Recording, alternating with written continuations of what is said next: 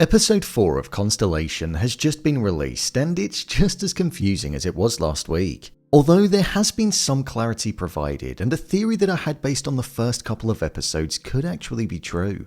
This theory stems from the paintings and work of Hugo Simberg, an artist whose work has featured a lot in the show and also got the main focus at the end of the episode. With there being a lot to break down and take away from this episode, let's jump into it and discuss all things Constellation Episode 4. What is this? It looks like a child's picture of an owl or something. Just to let you know, this video will contain spoilers. The importance of the paintings. The Hugo Simberg painting was a really interesting inclusion at the end of the episode, and this wasn't actually the first time that we've seen his work being featured. Simberg's work tends to include angels, devils, and focuses on life and death, something which feels as though is now at the heart of this show. Within the first episode, we saw the painting The Wounded Angel being the main focus when they arrived at the cabin. And then later on in that episode, when we saw the second reality, the one in which Joanna was dead in, which we now know is the case because of this episode, the devil from the painting, The Devil by the Pot, was on the wall, and it had replaced the angel. So two paintings were merged together. I think this is symbolizing the state that Jo's reality is in, and the fact that her two realities are merging, just like the paintings are. Joanna being dead in one reality is what prompted Alice to ask if she was a ghost in the episodes last week, because it seems as though what Henry spoke about, where the same thing can exist in two different states, that's exactly what's going on with this. In one reality, Jo is dead, and in that same reality, it seems like Irene died when she was up in space too. It also feels like one version of Henry has worked out how to bridge a pathway into another reality, which is the underlying story that seems to be getting developed in the background, which I imagine will eventually tie into everything that's going on with Jo.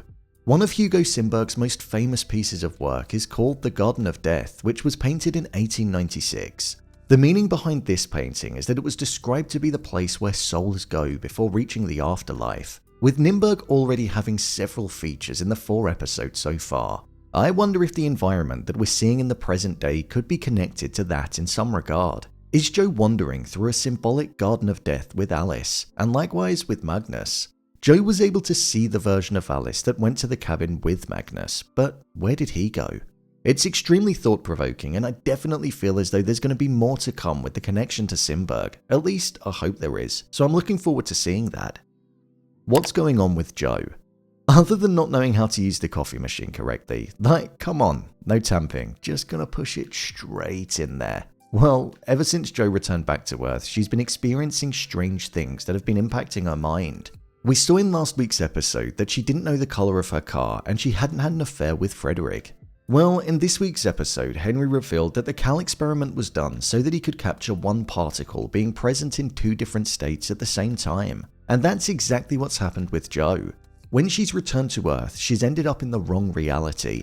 If Jo A belongs in reality A and Jo B belongs in reality B, the Joanna that we're seeing all confused that's returned is Joanna A, but in reality B. Things don't match up or make sense because she doesn't belong there. There's another version of herself that once did, but there are marginal differences in the life that she led, which is what's causing the alienation in the reality that she's found herself in. And I suppose because she's dead in the other reality, people are none the wiser because she can't say anything and is most likely just left in space.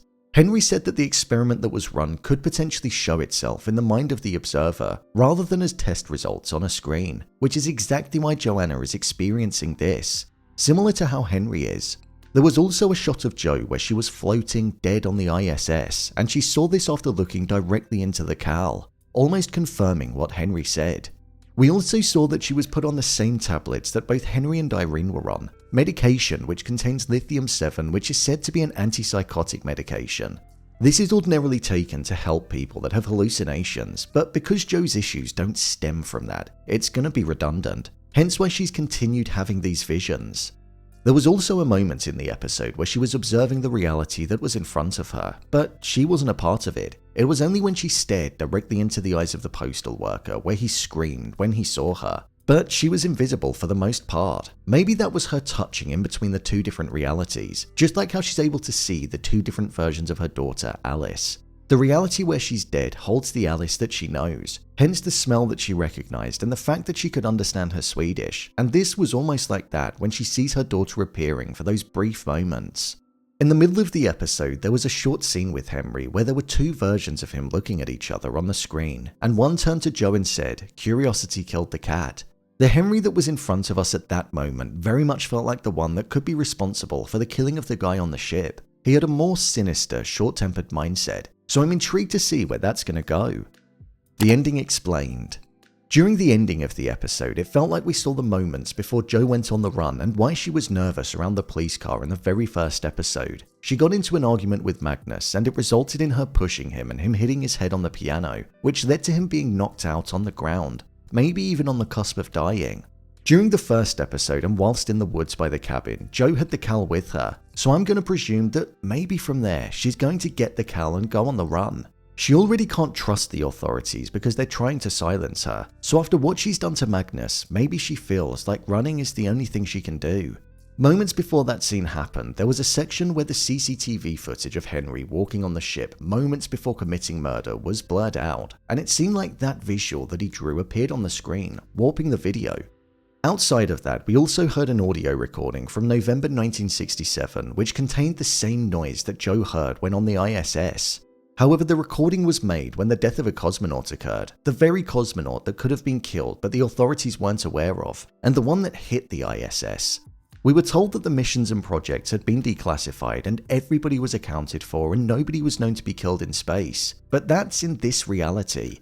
Within the other reality, that very person that survived the return trip back home could well be dead, just like we saw with Jo when we got a glimpse into the other reality that Alice saw. The show is definitely shaping up to be a confusing one, but it's entertaining confusion, in the sense that I'm constantly guessing what's going on and just trying to get my head around it. Overall review. I think this show is pretty good so far. It's got an interesting story at its core and it's one that I've not really seen before. It's not just your stereotypical sci-fi show, it's got elements of horror embedded within it, which is something that I quite like, because it means that there's darker undertones, almost like the movie Sunshine. I think the performances are a bit of a mixed bag, but I do think they're getting better. Last week I was concerned, I'm not gonna lie, because some of the acting was a bit stale and like it was just being read from a script without much emotion. But I feel it was improved upon in this week's episode. From a visual perspective, I think it's really clean to look at. It's shot really nicely and it just feels like a very glossy show on the eye. I'm also really enjoying the artwork from Hugo Simberg being featured and its connection to the story. I like the fact that artwork from over 100 years ago can hold relevance to a story that's been created in 2024 and contribute in a way like nothing else could. Do I think this show is as good as the likes of Silo and Foundation? Well, time will tell with that, and it's gonna have to do a lot of work to get there, but I think the added element of horror does give it a touch of originality. I can't believe we're already basically halfway through the season. That's what I don't really like about getting 3 episodes in 1 week. It just cuts the amount of weeks you can enjoy a show down by quite a lot. But regardless, I'm looking forward to seeing what's gonna happen next. So, there you have it. Constellation Episode 4 Ending Explained. If you want to see more videos such as Endings Explained, theories and predictions, and character breakdowns, then click on the card in the top corner. Or alternatively, you can head over to my channel where you'll find them all. I wasn't able to cover the first 3 episodes last week, but I'll be continuing to cover the show until it concludes, so be sure to come back here every week for Constellation breakdowns. Thanks for tuning into the video, and I'll see you in the next one.